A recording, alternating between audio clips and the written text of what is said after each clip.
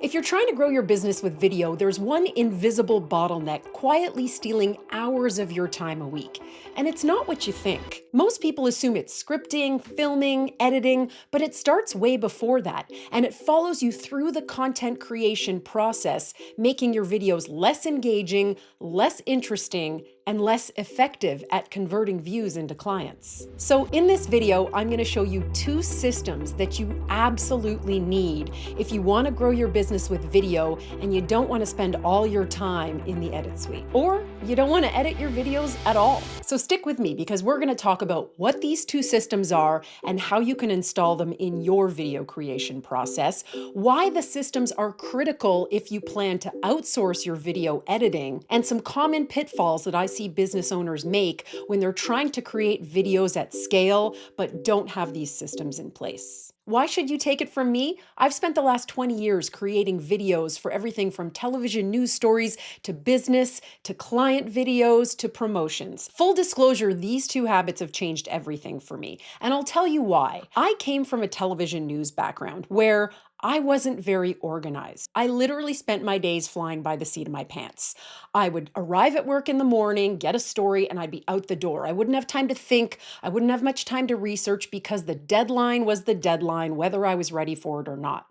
So I kind of got lazy when it came to video production. And then when I got to the edit suite at the end of the day, I would be kind of scrambling to find video of the things that I wanted to show in my stories. Fast forward to becoming a business owner, and you'd think I would have learned from that, right? No, I would have an iPhone filled with videos that I shot, B-roll from random things that I did, and I never quite had a system set up for being able to quickly find things that I filmed and also having the stories to connect to those pieces of video so that my videos could be more engaging. I'm currently on a big sprint to grow this YouTube channel, and one of the things that became super apparent in the first week was how awfully disorganized I was and how much harder I was making it for myself. Look, I know I'm not the only one, and if you're anything like me, you're probably not naming your clips either, and how many IMG underscore number goes here can you sift through before you find the file you really want to use? You know you filmed good stuff, you just can't find it when it really matters. I would spend like 8 hours editing a video, which was about 10 minutes, which is still pretty good. Back in the day when I used to do 30-second commercials, we would spend like 2 days in the edit suite.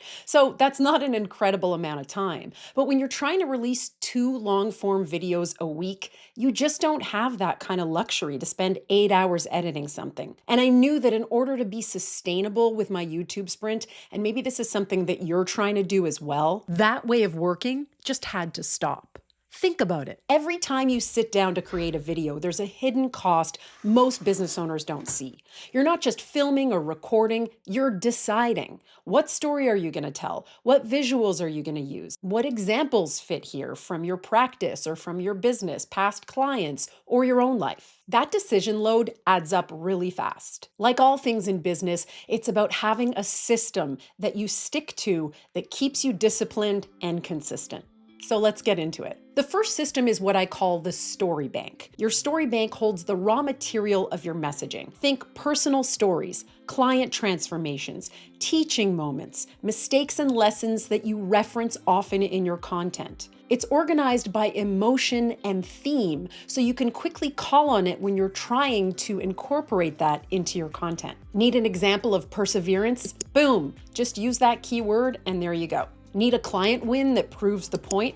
Jump into your testimonials. You're not scripting here. You're literally cataloging all the stories that you've amassed in your business. Now, if you're just starting out and you don't have client stories, use your own stories. Use stories from your life. Use all kinds of examples. It doesn't have to be something that happened in your business necessarily. Each entry is really simple. You have a 1-line story summary, a 1-line lesson, and a 1-line emotional angle. That's it. You're building a menu you can pull from, not writing an essay or a short story. Once your stories are clear, your visuals become obvious. Maybe you have them already, or maybe you realize you need to spend a focused session filming those things.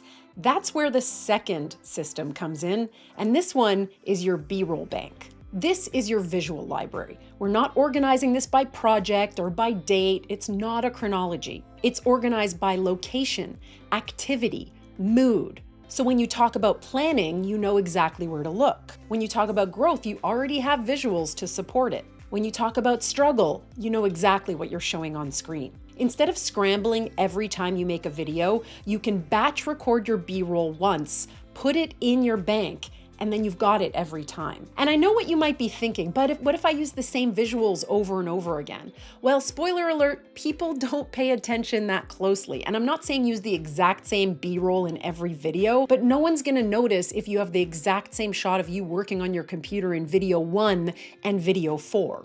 This really takes 30 to 60 minutes a month.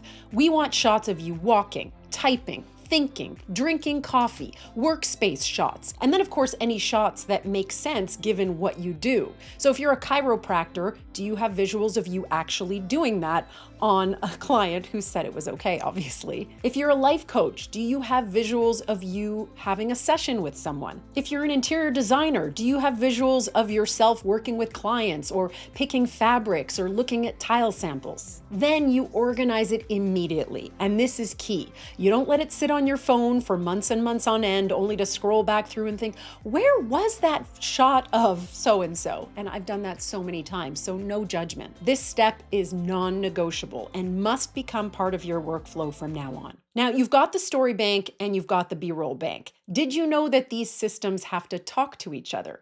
That's where this next part comes in. How do they work together? I organize it all in this Google Sheet.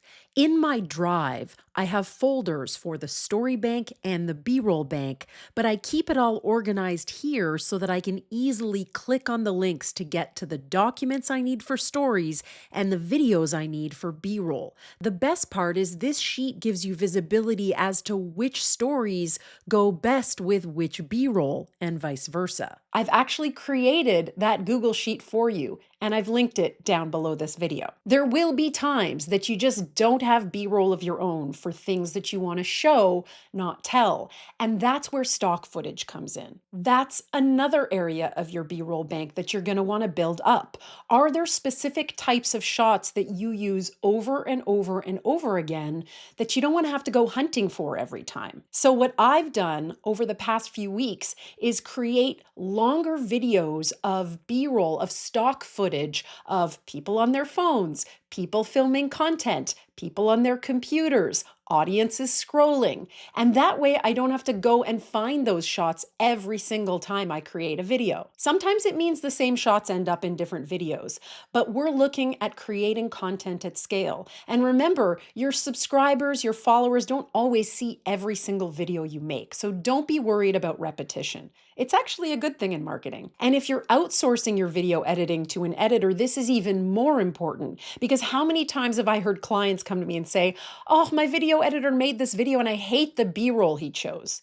Well, no offense, but it's not his fault. What did you give him to work with? Remember, editors can't guess what you want. I always had to tell my editors in television news what I wanted them to put for each line. Even though they were professionals at what they did, they weren't mind readers. If you have your B-roll bank, that should never be a problem, because you will say here, I want either this exact shot in that part of my script, or you just give them free rein with a set of pre-approved shots that you've already gone through once. Now, there are some mistakes that will cost you even more time than not having the story and B-roll banks. And one of the biggest is overcomplicating things. Too many tags, too many words, too much detail. It can get really, really chaotic if you make it super complicated. So keep it really simple. If you remember one thing from this video, it's simple systems get used, complicated systems get ditched. Remember,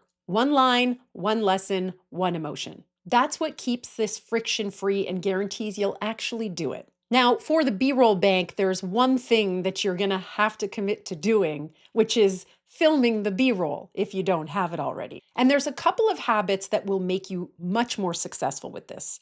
First of all, every time you film a piece of B-roll that you don't plan to, let's say something happens and you're like, oh, this would be a really great shot. Don't just leave it on your phone in the library. Create an album in your phone so that you can quickly go back during a designated time in your schedule and grab all of the B-roll you've shot and put it in your B-roll bank. You can do this once a week, once every 2 weeks, once a month. But if you have that dedicated folder on your phone, you will know exactly which pieces of B-roll you have to import into your bank every month. Because the alternative is decision fatigue, panic, frustration later when you're just trying to ship a video out the door. This isn't just about speed and convenience, it's also about creating better videos, better video storytelling that ultimately, why are we doing this? To get more views, which will get the right clients through the door.